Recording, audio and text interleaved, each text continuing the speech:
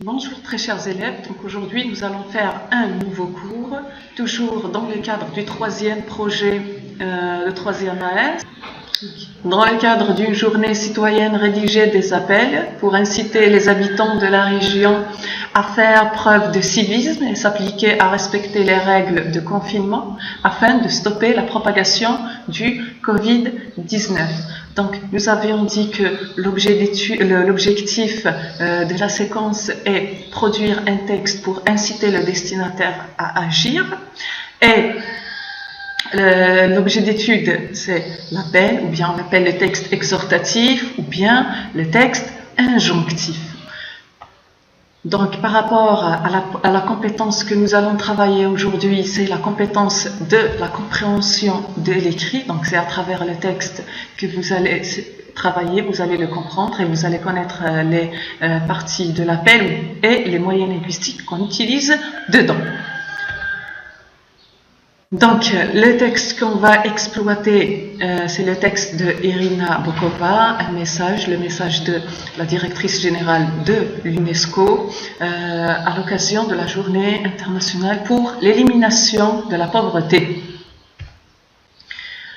Donc, notre objectif, c'est quoi? L'objectif de notre séance, c'est d'identifier les verbes performatifs, connaître le rôle dans un appel et savoir les employer dans un court énoncé. C'est-à-dire que vous allez l'utiliser dans une petite phrase. Maintenant, nous allons revoir un peu les grandes lignes du texte. Je vous ai dit, c'est le même texte que nous avons fait la dernière fois. Donc, on avait dit que dans ce texte, le thème traité, c'est la lutte contre la pauvreté. Donc, pour inciter les destinataires à agir, Irina Bokova a utilisé plusieurs moyens linguistiques et aussi pour attirer leur attention. Donc, elle a utilisé, je vous ai dit déjà que dans un appel, il y a 3 parties. Donc, dans la première partie, Irina Bokova dresse un constat négatif en utilisant quoi? Des indicateurs temporels et le présent de l'indicatif pour parler d'une situation actuelle. Et elle a utilisé le lexique péjoratif pour décrire une situation négative. Donc, on passe aussi, on avait dit que dans la deuxième partie, la partie argumentative, elle a utilisé des arguments, elle a utilisé le lexique péjoratif aussi et les verbes de modalité que nous avions fait la dernière fois. Donc les verbes de modalité, nous avions dit que c'est le verbe devoir, falloir et pouvoir. Bien sûr, la liste est plus riche que ça, mais pour ce projet, on va utiliser seulement ces 3 verbes, devoir, falloir et pouvoir. Donc, il a utilisé ce moyen pour convaincre les destinataires à agir. Donc, pour la dernière partie, qui est la partie exhortative, donc Irina Bokova a utilisé les verbes performatifs que nous allons voir maintenant et l'expression du but que vous allez connaître prochainement dans les cours qui vont suivre. Donc, dans cette partie, qu'est-ce qu'elle fait Irina Bokova? Elle exhorte le destinataire à passer à l'action le plus rapidement possible et elle leur demande d'accomplir une action pour lutter contre la pauvreté dans le monde. Donc, pour aborder le cours, je vous demande maintenant de lire le texte et dire dans quel paragraphe la directrice générale de l'UNESCO s'adresse directement à ses destinataires. Pour cela, relevez aussi le passage qui le montre. Donc, je vous laisse le temps de réfléchir et je vous redonne le texte pour le lire et voir et répondre à la consigne.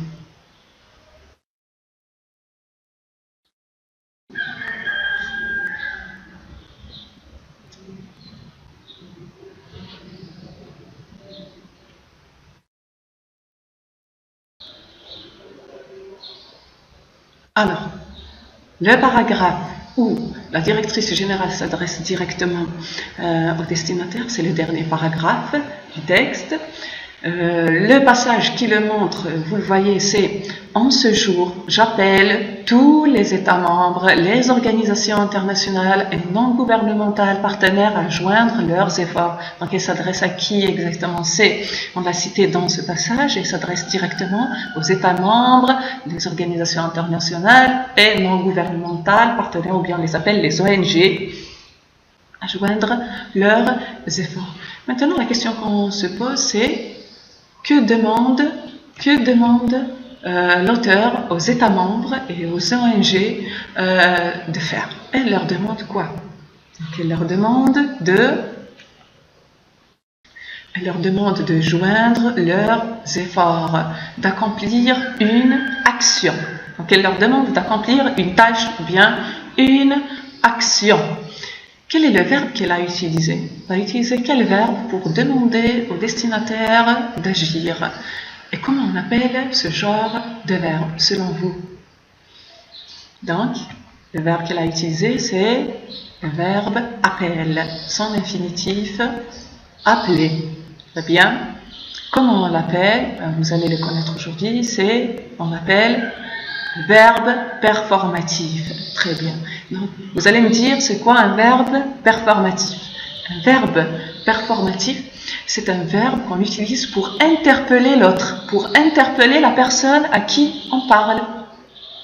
Donc, ici, dans un appel on l'utilise souvent pour interpeller le destinataire à agir et accomplir une tâche. C'est pour ça qu'on l'appelle verbe performatif, c'est-à-dire qu'on demande à une autre personne de faire quelque chose. Alors, maintenant, on va faire une petite application. Donc, vous avez la première application, elle vous dit quoi? Remplacez dans le passage le verbe appeler par l'un de ces verbes. Demander à, désirer que, souhaiter que. Donc, on reprend toujours le même passage que la dernière fois, donc le passage que nous venons de relever du texte. En ce jour, j'appelle tous les États membres, les organisations internationales et non gouvernementales partenaires à joindre leurs efforts. Donc, vous avez le verbe performatif souligné qui est le verbe appeler. Donc, je vous ai donné une liste. Donc, dans cette liste, vous allez choisir un verbe qui pourra remplacer le verbe appeler. Je vous laisse le temps de réfléchir aussi. Donc, la correction est « En ce jour, je demande à tous les États membres, les organisations internationales et non gouvernementales partenaires de joindre leurs efforts. » Regardez bien, le verbe utilisé, c'est le verbe « demander ». Donc, demander aussi, c'est un verbe performatif. On l'utilise pour interpeller le destinataire. Pourquoi je n'ai pas choisi « désirer que » et « souhaiter que » ? Parce que ce ne sont pas des verbes performatifs. Le verbe désirer, souhaiter, vouloir ne sont pas des verbes performatifs. Pourquoi? Parce qu'on n'interpelle pas le destinataire et il n'implique pas forcément celui à qui on parle. Il n'implique pas du tout celui à qui on parle dans ce cas. Il n'implique pas. Donc, lorsque je désire manger une glace, ça n'implique pas que l'autre va me la donner ou bien va me l'acheter. Je peux aller la prendre et manger moi-même sans que l'autre m'aide pour la prendre. C'est pour ça que désirer, souhaiter et vouloir ne sont pas des verbes performatifs. Mais demander à quelqu'un de m'acheter une glace, là, je l'appelle ou bien je lui demande quelque chose, donc ça implique celui à qui je parle. Maintenant, par rapport au verbe demander, regardez bien. Donc, demander est toujours, mettez-vous ça dans la tête, c'est que demander est toujours suivi de la préposition à, puis de. Donc, vous avez à et de. Je vous donne un exemple pour être plus clair. Donc, il demande à son père de lui donner de l'argent. Donc, il demande, vous avez le verbe demander, le verbe performatif. Il demande à quelqu'un. Donc, la formule exacte pour le verbe demander, il demande à quelqu'un de faire quelque chose. Donc, il ici, il demande à qui? À son père qui est un complément d'objet indirect. Donc, on va dire que demander, lorsqu'il est verbe, le verbe performatif, il est toujours suivi des compléments d'objet indirect. Puis, après le destinataire, c'est-à-dire celui à qui on parle, lorsqu'on l'a cité, on va utiliser la préposition de lui donner de l'argent. Il demande à qui de faire quoi. Donc, il demande à son père, le COI et le destinataire, de faire quoi? De lui donner de l'argent. Par contre, pour les autres verbes performatifs, comme appeler, inciter, exhorter, ils sont suivis directement du destinataire. Vous n'avez pas une préposition juste après le verbe. Par exemple, il incite son fils à réviser ses cours. Il incite son fils. Donc, il incite. Vous savez, le verbe inciter, verbe performatif, directement, il incite qui? Son fils. Complément. Donc, il est suivi directement d'un complément d'objet direct. À faire quoi? À réviser ses cours. Donc, dans les autres verbes performatifs, vous avez la préposition à après le destinataire, c'est-à-dire avant l'action à entreprendre et après le destinataire. Très bien. Maintenant, on passe à la deuxième application. Donc, la consigne, elle vous dit quoi? Donc, je vais vous donner des phrases que vous allez réécrire. Donc, la consigne vous dit réécrivez ces phrases de manière à supprimer les verbes soulignés et les remplacer par les verbes suivants. Encourager, appeler, conseiller, inciter. Donc, vous avez, c'est une liste de verbes performatifs. Très bien. En effectuant, bien sûr, les transformations qu'il faut. Donc, lorsque vous allez utiliser ces verbes, bien sûr, il y aura quelques transformations sur les phrases. Donc, voici les phrases. Vous devez respecter les horaires de la fermeture du portail du lycée. Vous avez la deuxième, c'est il faut garder notre ville propre. Tu dois réviser tes cours avant l'examen. Nous pouvons lutter contre ce fléau qui menace nos enfants. Donc, si vous voyez, si vous avez remarqué, c'est que les verbes soulignés, ce sont des verbes de modalité. Très bien. Mais attention, on ne peut pas remplacer un verbe de modalité par un verbe performatif. Ici, c'est juste pour vous faire une petite révision et pour reconnaître la différence entre le verbe de modalité et le verbe performatif. Donc, regardez ici, vous devez, donc ici, vous avez une obligation, vous devez respecter, donc vous, lorsque vous allez utiliser dans la réécriture de cette phrase, lorsque vous allez utiliser le verbe performatif, regardez quelles sont les transformations que vous allez effectuer. Donc, je vous laisse quelques minutes pour réfléchir et répondre à la consigne.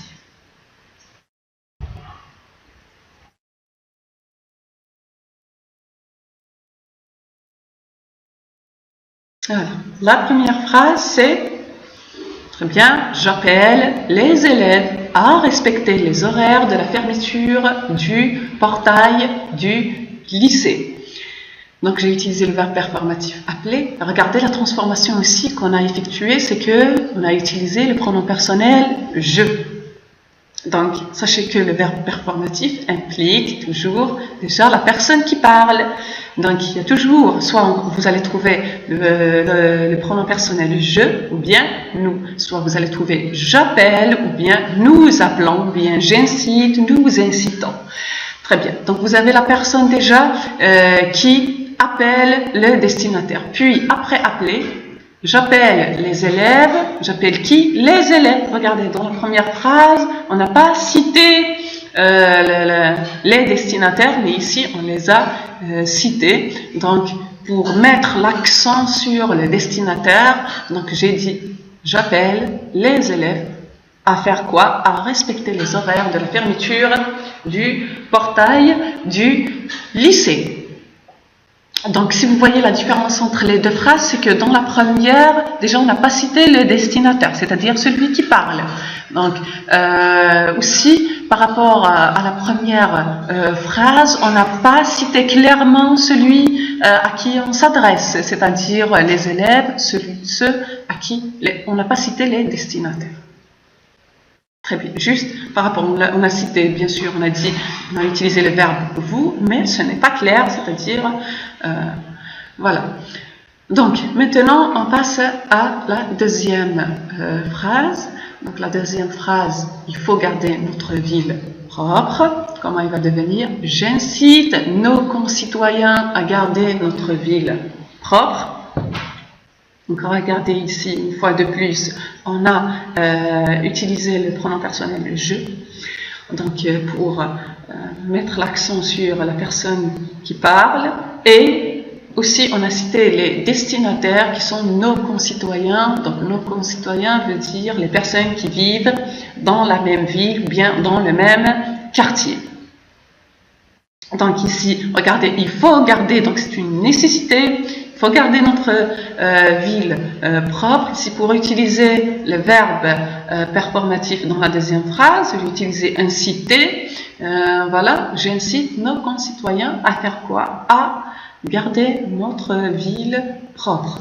Maintenant, par rapport à la troisième phrase, donc vous avez tu dois réviser tes cours avant l'examen. Donc, lorsqu'on voit la forme de cette phrase, devoir, il exprime l'obligation, très bien, il exprime l'obligation, mais regardez, on a utilisé tu, donc c'est une personne quand même qui est proche, donc on peut dire que selon le contexte, c'est un parent ou bien un enseignant qui demande à son fils ou bien à son élève de réviser ses cours. Donc au fond, si on cherche un peu le sens, c'est que la personne, elle veut vous conseiller, n'est-ce pas?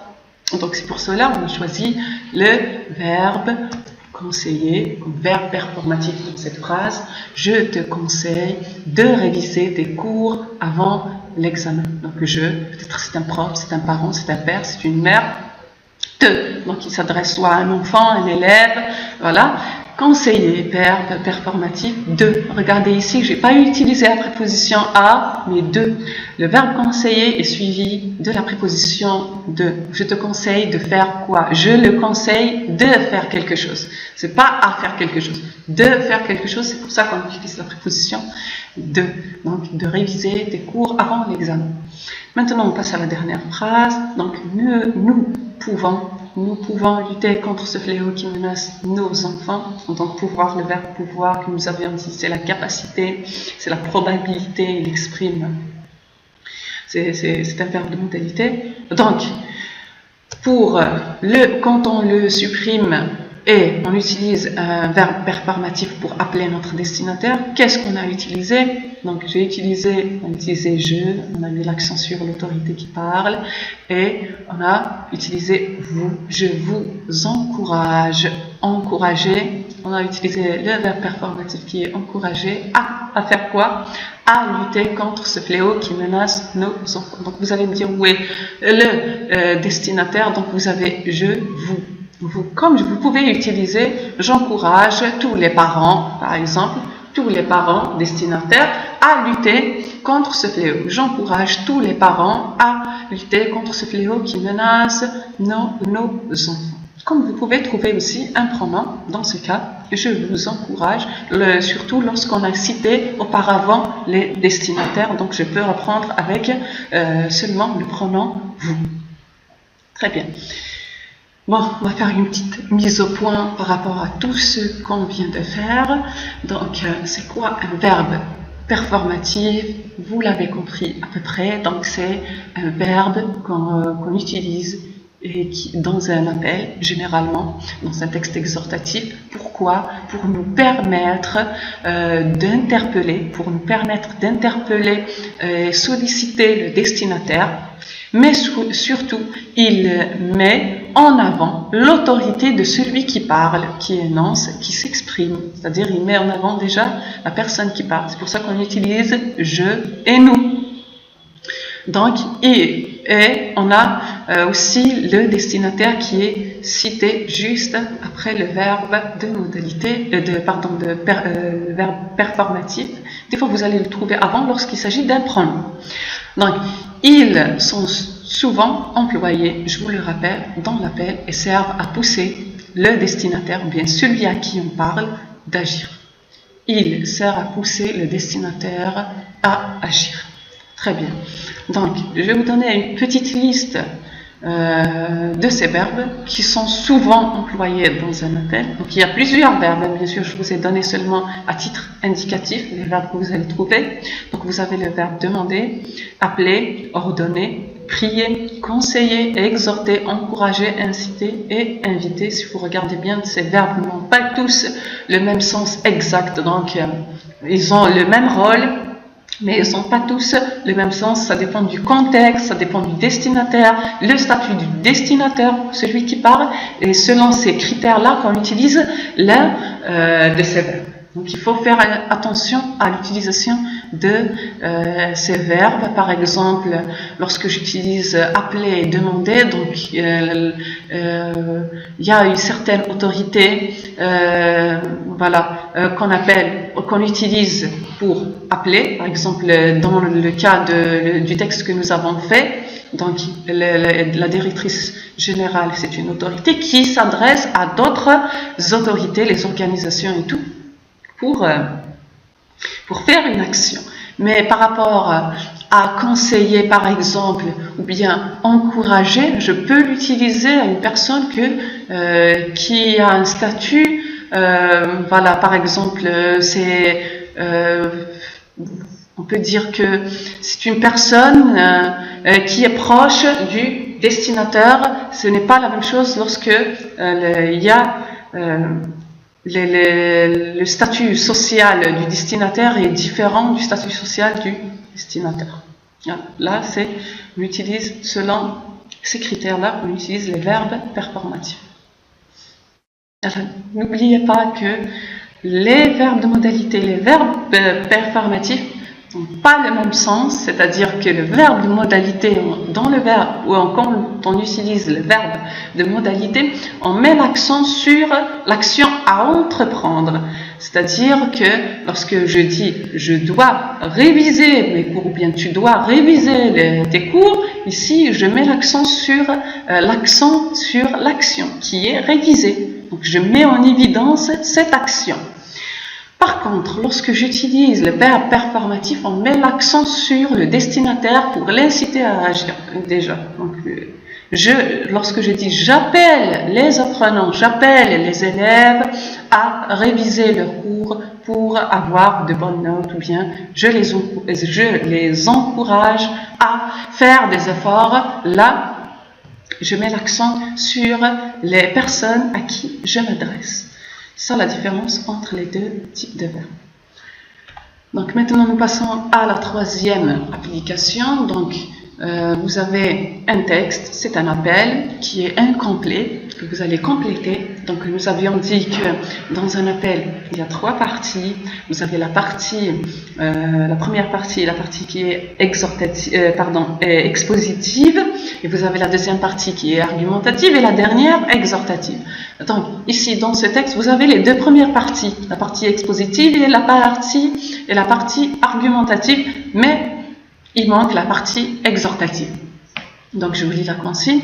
Le texte ci-dessous est incomplet. Rédigez une partie exhortative adéquate dans laquelle vous interpellez les parents et vous les incitez à éduquer leurs enfants en une phrase en utilisant au moins un verbe performatif. Regardez bien, donc vous avez un appel qui a un titre « Appel aux parents », qui s'adresse aux parents. Regardez dans la première, donc je vais vous lire les deux premières parties. Donc, notre société souffre du problème de délinquance. Nous constatons quotidiennement des comportements dégradés de quelques adolescents désorientés. On brise des vitres, on use de stupéfiants, on agresse des gens, on vole, cambriole, tue. Parents, vous êtes les premiers responsables. C'est à vous d'assurer l'avenir de votre fils, de votre fille. Vous devez vérifier le travail scolaire et les fréquentations de vos enfants. Vous pouvez leur faire réciter des leçons et faire des dictées pour améliorer leur niveau d'études. De même, il faut leur apprendre à modérer leurs sorties et amitié. Donc, regardez, dans la première partie, on dresse un constat négatif qui est la propagation de la délinquance. Donc, il y a des enfants qui agressent des gens, qui volent, qui brisent des vitres. Voilà, là, c'est un constat négatif, c'est une situation négative. Puis, dans la deuxième partie, qu'est-ce que l'auteur a fait?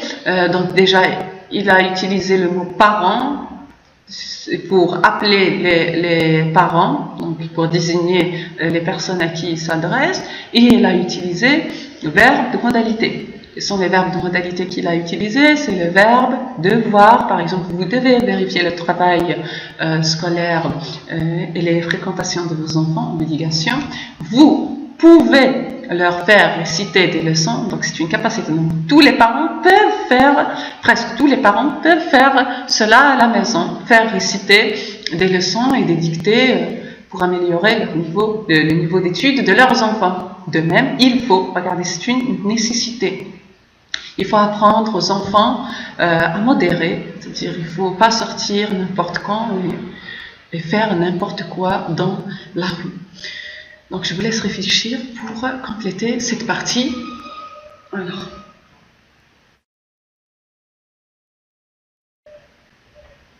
voilà la dernière partie de notre texte qui est la partie exhortative.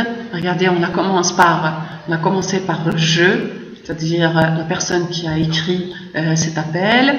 Je vous exhorte, donc on a utilisé vous, pourquoi? Parce que les destinataires sont cités déjà auparavant, ce sont les parents, donc je vous exhorte, on a utilisé le verbe performatif exhorter, je vous exhorte à faire quoi? À ne pas démissionner au profit de l'école. Cette dernière ne doit pas être le lieu exclusif de l'éducation de vos enfants. L'éducation de vos enfants se fait d'abord au sein de la famille. Donc vous regardez bien qu'on a utilisé un verbe performatif pour attirer l'attention des destinataires qui sont les parents dans ce texte. Et on a utilisé aussi le verbe modalité, devoir. Cette dernière ne doit pas être le lieu exclusif de l'éducation. C'est une obligation. Pour exprimer l'obligation, on a utilisé un verbe de modalité. Maintenant, on va passer à la situation d'intégration.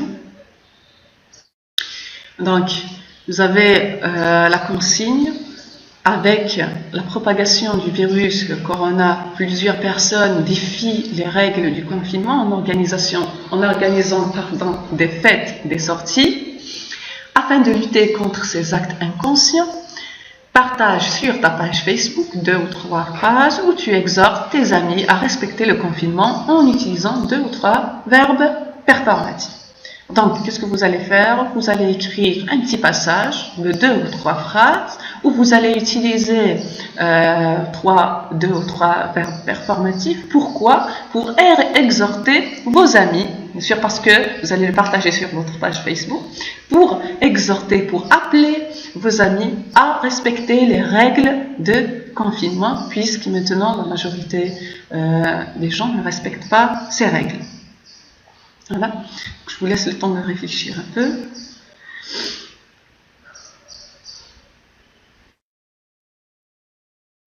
Alors, la solution possible est: j'appelle toute personne soucieuse de la santé de sa famille, de sa mère ou de son père à rester chez soi, à ne pas sortir sauf en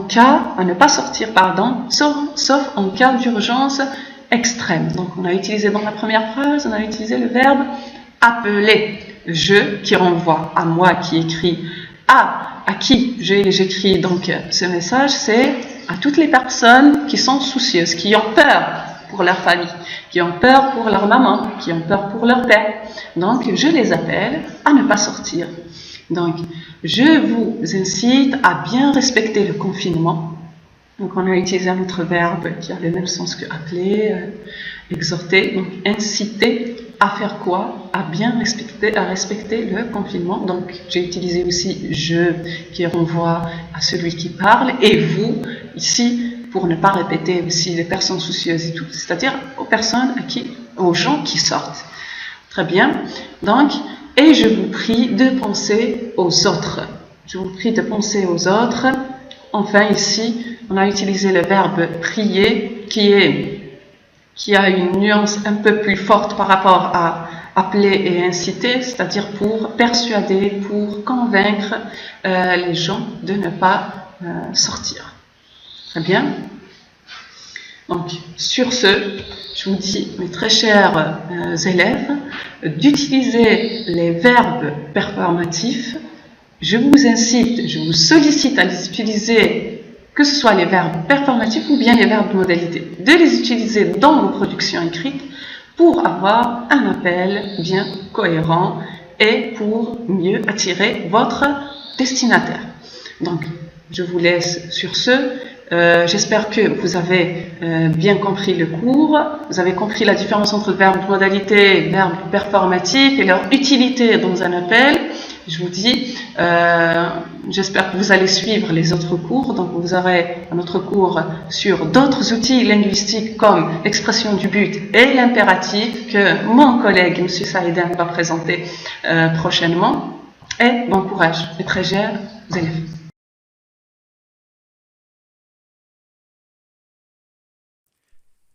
شكرا على المشاهدة.